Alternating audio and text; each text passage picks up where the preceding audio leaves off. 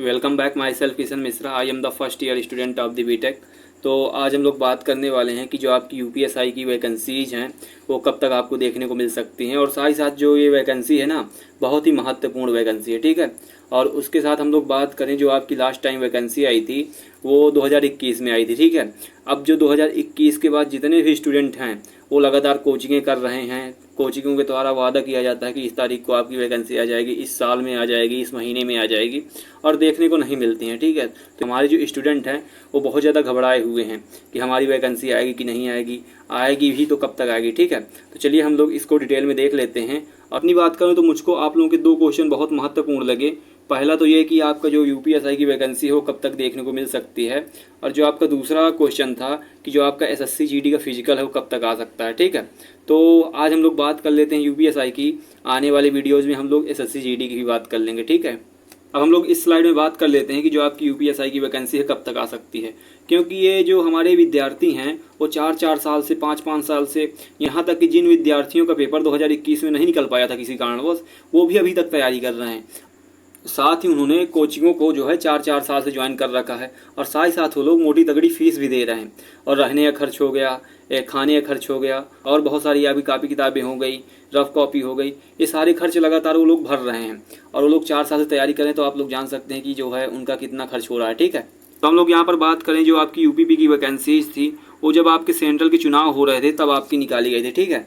तो आप लोग आशा कर सकते हैं कि जब भी क्या कहते हैं आपकी यूपीएसआई की वैकेंसी निकाली जाएंगी जब आपके इनके चुनाव हो रहे होंगे, ठीक है।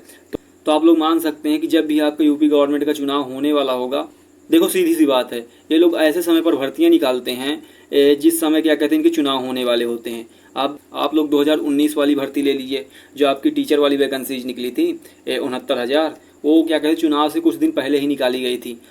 तो आप लोग इसी प्रकार से मान सकते हैं कि जो आपकी यूपीएसआई की वैकेंसीज होने वाली हैं चुनाव के पहले ही निकाली जाएंगी।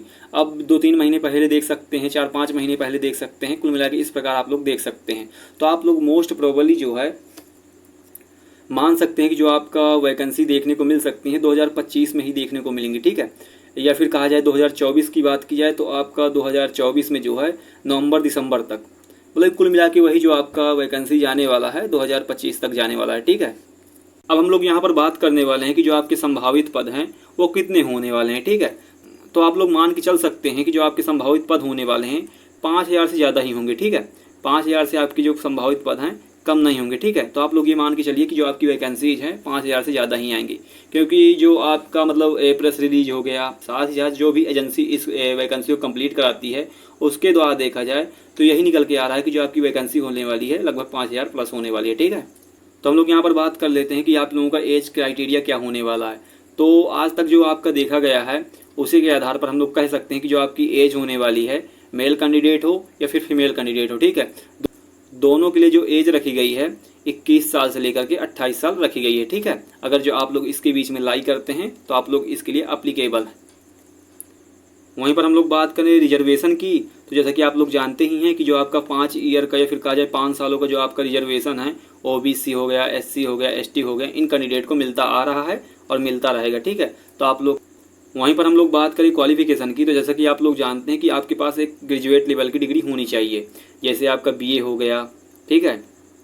और बीए के साथ साथ आप लोग बीएससी भी ले सकते हैं, ठीक है। बीएससी के साथ आप बीटेक भी ले सकते हैं। लोग बात कर लेते हैं सिलेक्शन प्रोसेस की। तो सबसे पहले आपका एक एग्ज़ाम होगा, ठीक है, जो कि आपका ऑनलाइन मोड में होगा, सीबीटी बेस होगा, मतलब कंप्यूटर बेस होगा, ठीक है। और जो आपके क्वेश्चंस होंगे एमसीक्यू बेस होंगे, मतलब कि मल्टीपल चॉइस क्वेश्चन होंगे। आपका एक क्वेश्चन दिया होगा, उसके 4 ऑप्शन दिए होंगे, उनमें से आपको एक आंसर देना होता है।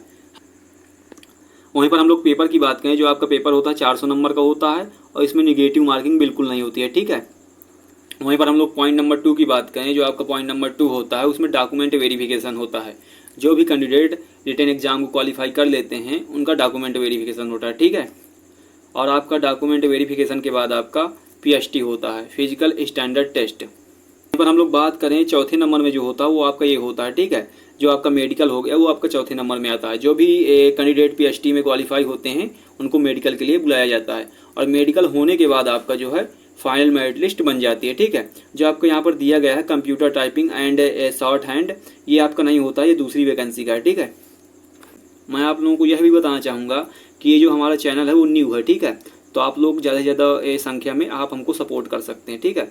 और सपोर्ट कैसे कर सकते हैं, ज़्यादा से ज़्यादा कमेंट कीजिए, लाइक कीजिए और सब्सक्राइब कीजिए। चलिए मिलते हैं आपसे नेक्स्ट वीडियो में, तब तक के लिए ओके बाय, जय हिंद जय भारत।